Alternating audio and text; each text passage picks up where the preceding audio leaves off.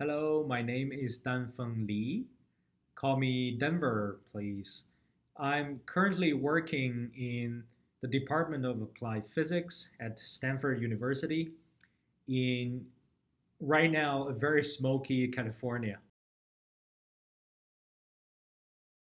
Well, obviously, I remember nothing as I was only 3 years old.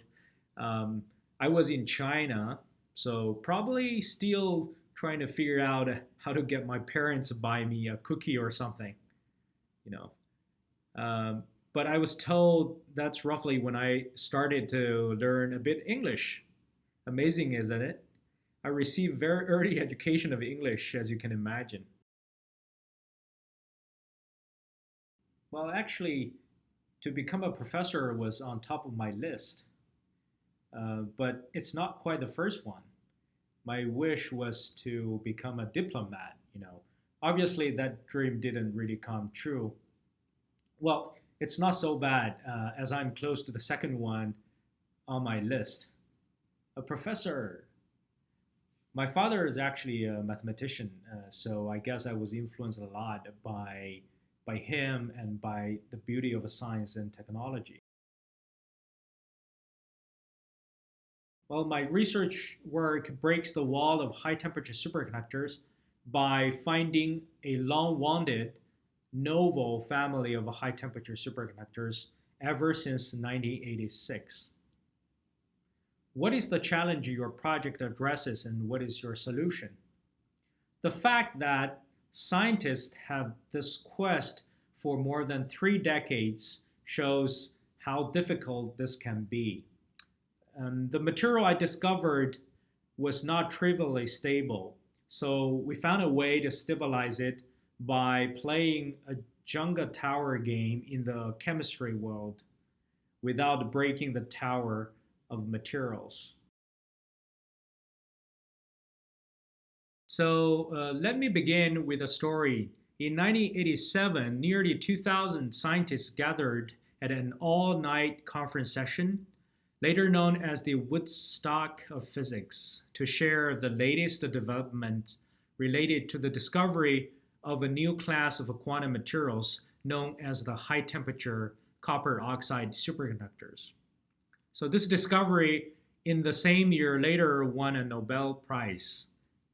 These exotic copper oxides conduct electricity with zero loss at a much higher temperature than anyone had thought possible. Ever since then, finding similar materials, this time containing nickel, was a scientific dream instead of a copper. This dream came true when my discovery was made.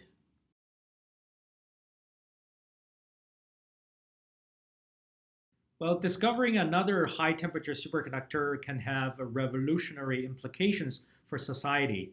For example, promising better medical magnetic imaging machines, like perfectly efficient electrical transmission of power lines, maglev trains, and all kinds of things we haven't really dreamed up yet.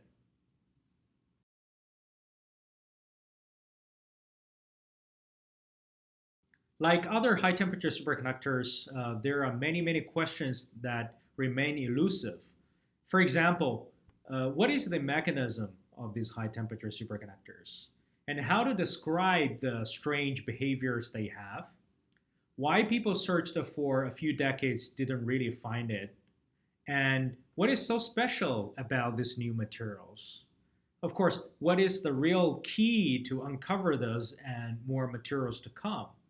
I guess many, many questions that the physicists ask themselves during the past 30 years can be answered or not.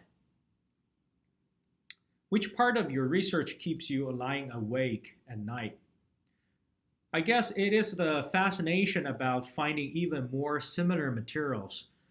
When I think about somewhere around the globe, someone will eventually make more discoveries along the path, I feel very elevated and excited. But of course, I want to compete with them and just be the person